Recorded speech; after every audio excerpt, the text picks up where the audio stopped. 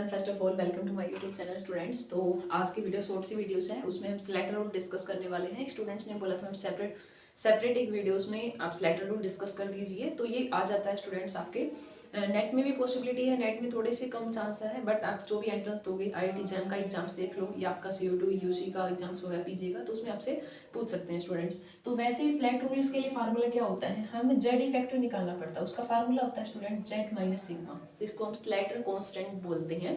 तो इसके लिए दो फार्मूलेज आपको देखने हैं कि कोई भी एलिमेंट्स दे रखा हो जिसका आप एटॉमिक नंबर देखोगे, अगर उसका लास्ट सेल का जो इलेक्ट्रॉन है वो s में है तो क्या फार्मूला रहेगा, और लास्ट सेल का जो इलेक्ट्रॉन है अगर वो d में है तो क्या फार्मूला रहेगा, उसके लिए अपने को देखना है। तो सिंपल सा फार्मूला क्या देखना है। वैसे स्टूडेंट जेड इफेक्टिव का मीनिंग क्या है, अब जैसे हम ये बोलते हैं कि जैसे आपके पास कोई भी एटम पड़ा, अपने बीच में न्यूक्लियस था, लाउट मोस्ट जो सेल्स में इलेक्ट्रॉन होते हैं। अब न्यूक्लियस पे प्लस है और बाहर वाली जो सेल्स जिसमें इलेक्ट्रॉन रिवॉल्व करते हैं उन पे माइनस चार्ज होता है। अब सभी को पता है कि प्लस माइनस को क्या करता है, अट्रैक्ट करता है ना। तो जेड, अब हम वैसे भी देखते हैं कि एक एस है, मान लो एक पी है, सपोज एक एस है आपका, पी है, फिर डी है, एफ है। अब एस नजदीक होता है, पी और थोड़ा दूर है, डी और दूर है, तो जितना ज्यादा दूर डिस्टेंस होती जाएगी न्यूक्लियस से, जो हम एस और पर, तो उतना जेड इफेक्टिव कम होता जाएगा। तो इनमें स्ट्रॉन्ग किसका होगा, इसका, फिर पी का, फिर डी का, फिर एफ का।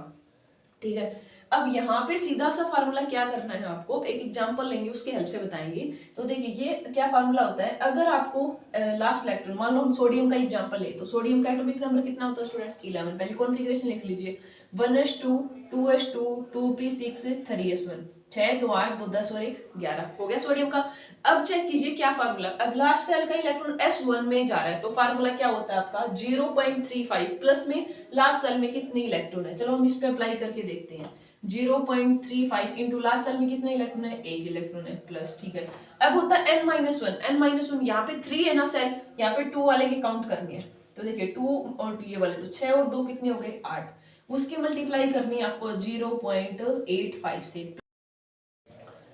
हेलो स्टूडेंट्स, तो बीच में सॉरी एक बार फोन आ गया था, तो इसलिए हमारा बीच में कट हो गया था। तो देखिए हम ये बता रहे थे कि सिंपल सा स्लेटर रूल के जो क्वेश्चन सोल्व करने के लिए आपको एक तो ये देखना है कि जिसमें लास्ट सेल का जो एस में हो इलेक्ट्रॉन, तो जितना सा फार्मूला क्या देखोगे 0.35 लास्ट सेल में इलेक्ट्रॉन से, और प्लस में 0.85 उससे नेक्स्ट वाली सेल के, और लास्ट में जो बच जाएंगे उसको 1 से मल्टीप्लाई करनी है। फार्मूला कैसे लगाओगे, जेड इफेक्टिव का जेड माइनस सिग्मा। जेड होता है एटॉमिक नंबर, अब सोडियम का एटॉमिक नंबर कितना है स्टूडेंट्स, 11 है। अब सिग्मा स्लेटर कांस्टेंट कैसे निकालेंगे, सोडियम के लिए पूरी कैलकुलेशन करोगे तो स्टूडेंट 8.8 आएगी आपकी, तो 11 में से 8.8 आप करोगे तो 2.2 आंसर आ जाएगा, और आप सोल्व करके भी कर सकते हो। और ये एक बार आया हुआ है डीयू का एंट्रेंस था, उसमें क्वेश्चन आया हुआ था सोडियम का, जेड इफेक्टिव पूछा हुआ था। तो जेड इफेक्टिव का मतलब कितना इफेक्टिव न्यूक्लियोटाइड जो फील करते हैं, तो उसको निकालोगे कैसे, एटॉमिक नंबर में से सिग्मा स्लेटर कांस्टेंट के लिए बस जनरल से फार्मूले देख रही है। अगर आपका इलेक्ट्रॉन मान लो ये तो एस में था, सपोज यहाँ पे डी में होता, लास्ट सेल में डी में होता, तो जनरल सा फार्मूला है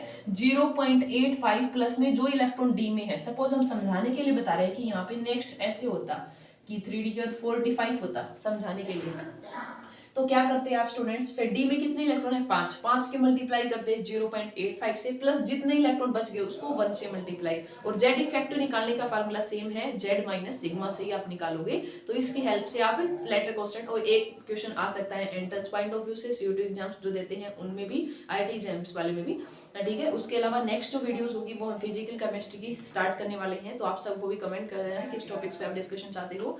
तो थैंक यू स्टूडेंट्स, और चैनल यूजफुल लगता है तो आप जरूर कमेंट कर सकते हो या लाइक शेयर सब्सक्राइब कर सकते हो। तो थैंक यू।